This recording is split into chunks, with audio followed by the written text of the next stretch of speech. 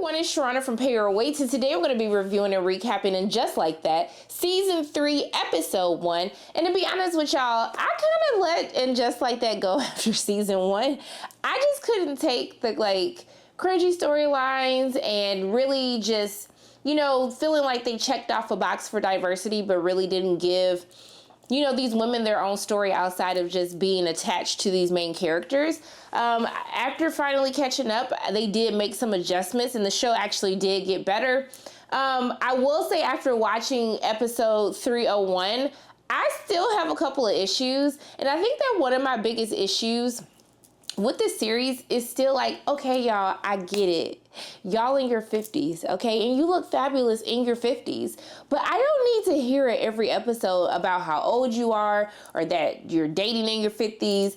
I just don't need references just making your age your complete identity, okay?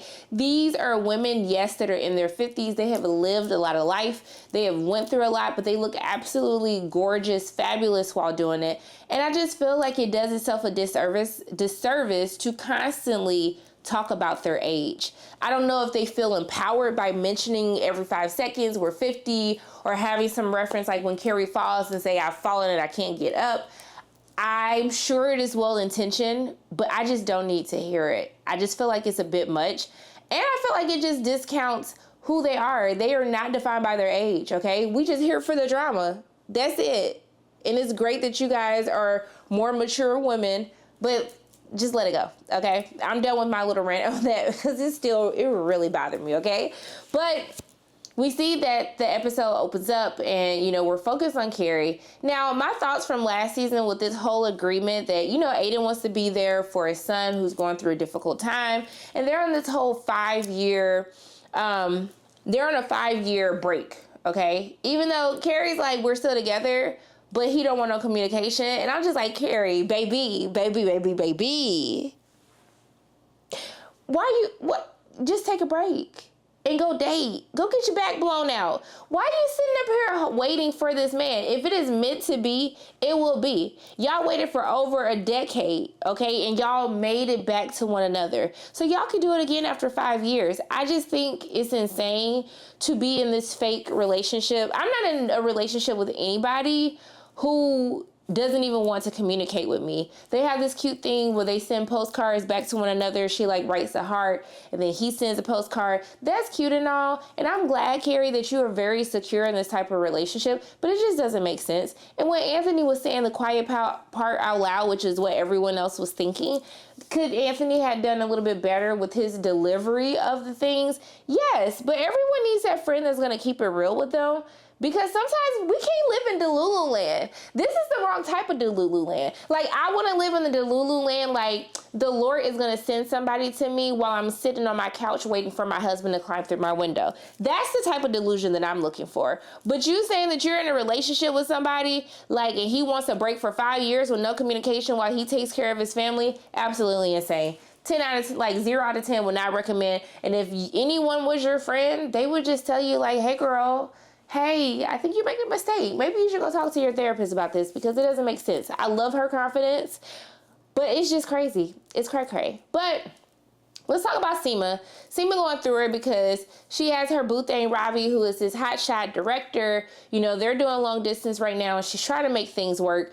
And basically, she was waiting on a FaceTime date. The assistant calls, she got her titties all out. She was ready. My girl, she bounced back real quick. She was knocked out, but she had it together. She did the little boob. Y'all know the boob trick, okay? Well, you gotta dig from under and lift it up. She was ready. I said, okay, Seema girl, I see you. But it was his assistant basically canceling once again on the FaceTime date. It's been over a week since she's been able to speak to him. And so she started to question the relationship.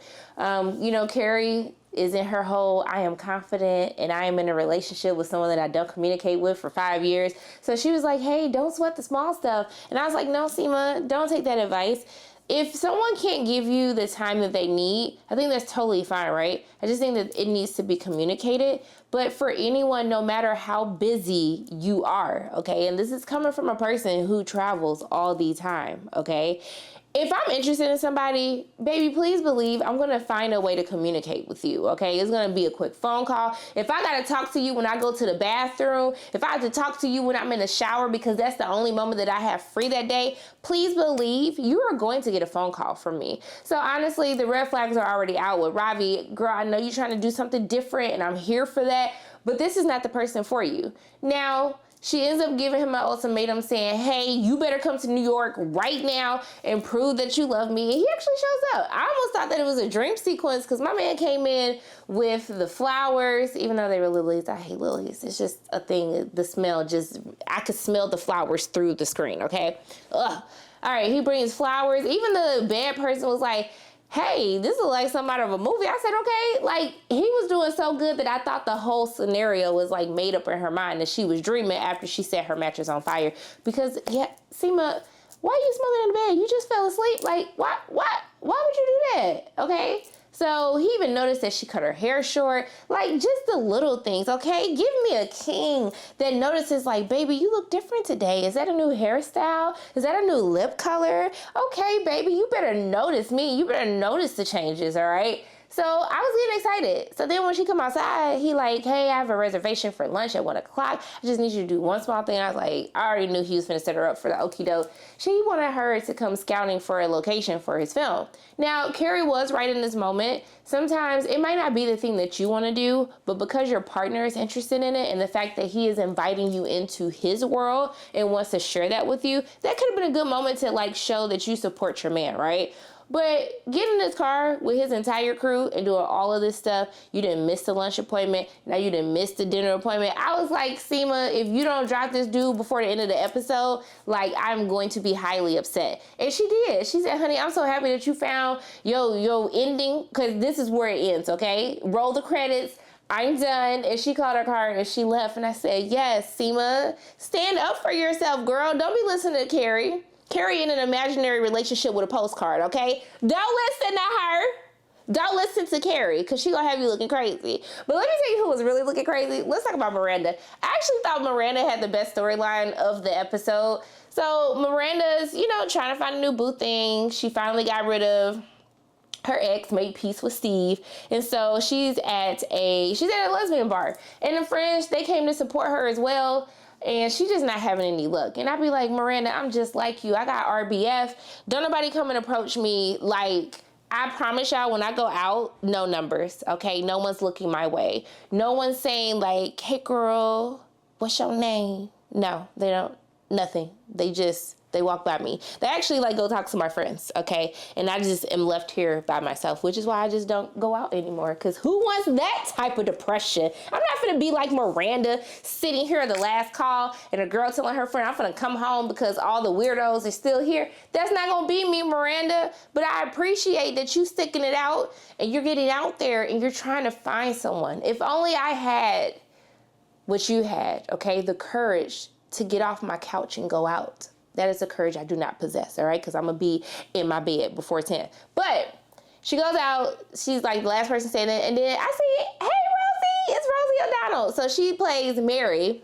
And so Mary was just like, hey, girl. She didn't say it like that, but I'm just saying. She's like, hey, girl, can I take you home? I said, oh, a forward queen. Okay, I love to see it. Someone before me be like, hey girl, can I take you home real quick? Can I blow your back out real quick? Now, if my parents are watching, I'm a virgin, but I'm just saying, if I was not a virgin, that is how I would want someone to approach me. If I was feeling, a little free, but these days, nah, people too crazy out here. But she goes home with her, and they get it on. And I was like, okay, y'all better get y'all backs blown out together. Are y'all walls blown? Is the backs blown out still? Or is the walls blown out? But y'all better get your backs and your walls blown out, okay? So then the shocker comes.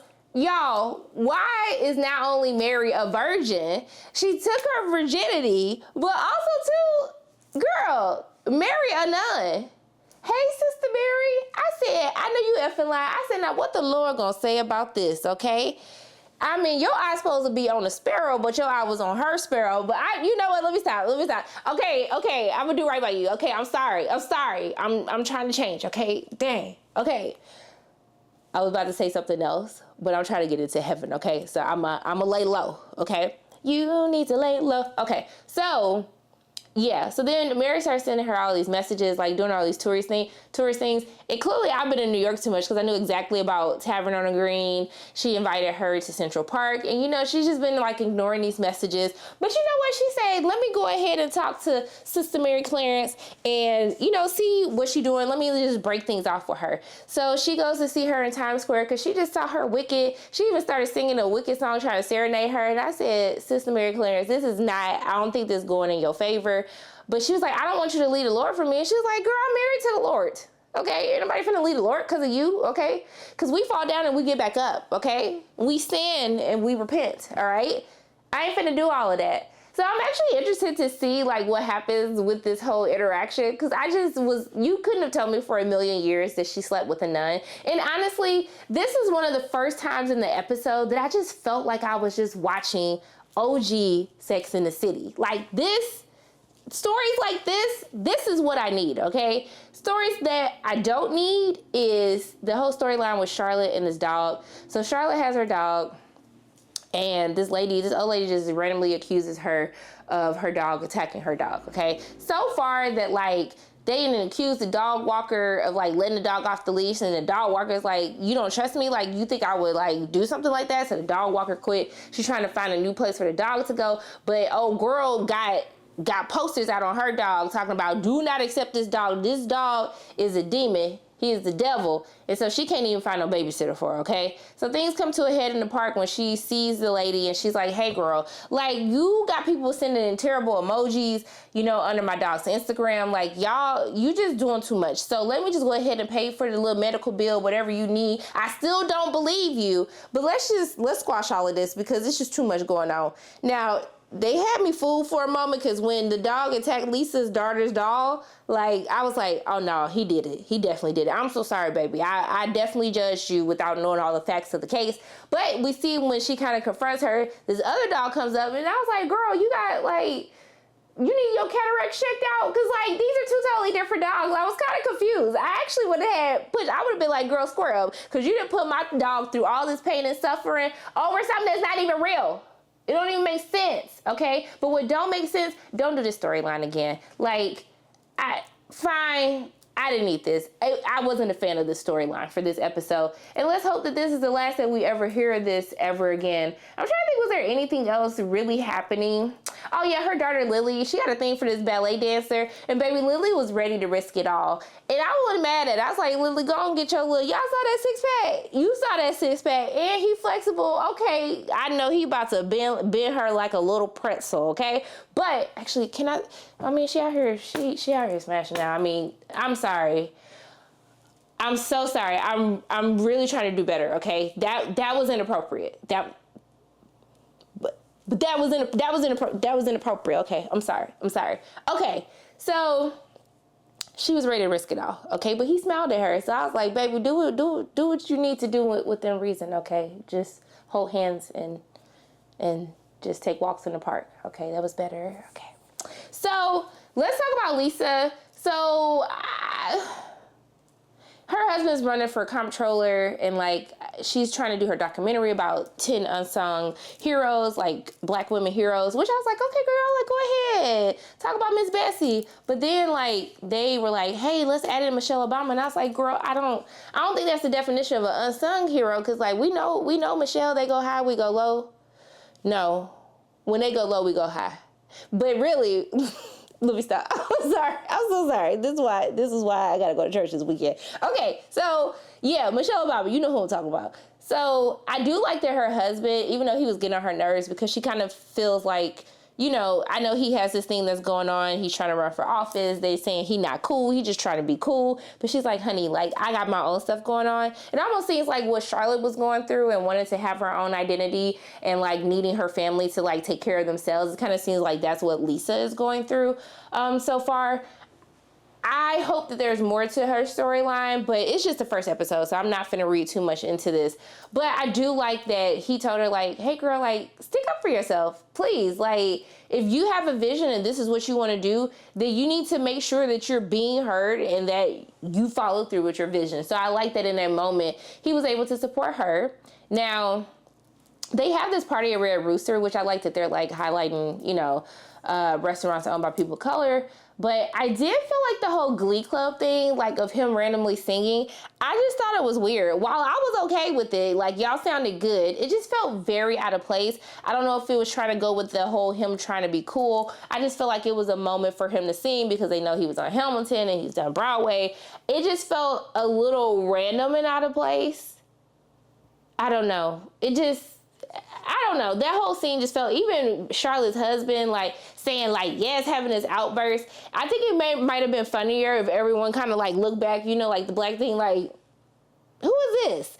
Maybe that would have made it funnier. I don't know. It just felt out of place, and maybe that's what they were going for, but I do feel like it was kind of forced, them trying to have him sing. But I did like he was serenading his wife. But then the wife had to get the campaign manager together because she was like, hey, honey, I got my own life, okay? This is your job. This is not my job to fix the messes. You are his campaign manager, so you need to take care of that. And he was like, I'm sorry, this is just how it happened at the White House. And then she was like, oh, wait, the White House? But I was like, girl, you already went off on him, so don't mess up your blessing now, Lisa. So maybe he'll connect her to Michelle Obama, but hopefully not, because I want her to stand up for herself and see her vision out all the way through.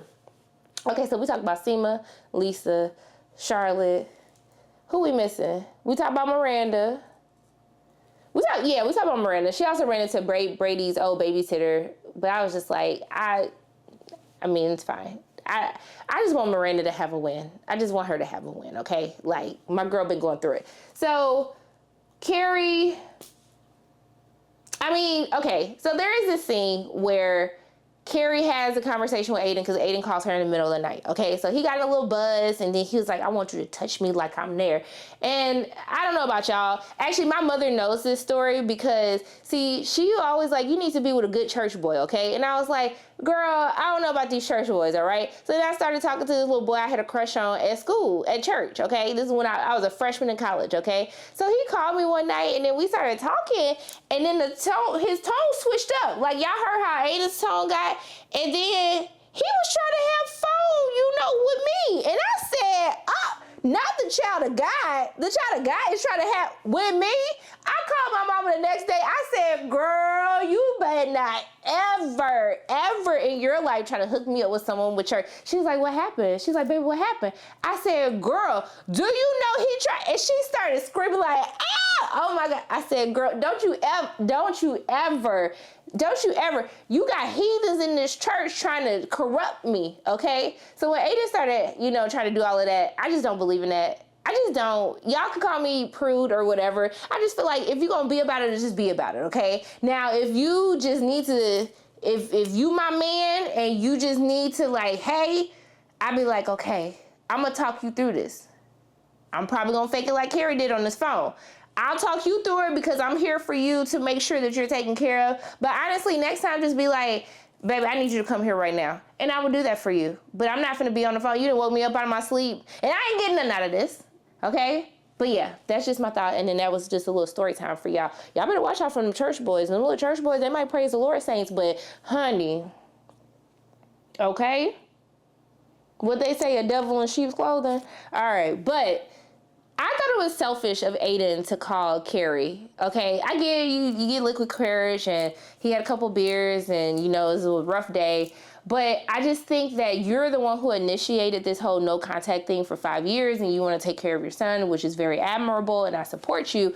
But don't just call me when it's convenient for you, okay? So Carrie, faked it over the phone, and then she, told her girls about it, and she wanted to own up to it with Aidan, which I was just like, I appreciate that honesty. I just don't think it was that serious that you needed to say something. But if it made you feel better, you like it, I love it, honey. So when she calls and she tries, she kicks the cat out because the cat was even judging her like, girl, you better than this. You better than this, Carrie. You are better than this. Y'all want to talk about y'all in y'all 50? Girl, you over 50. What you doing?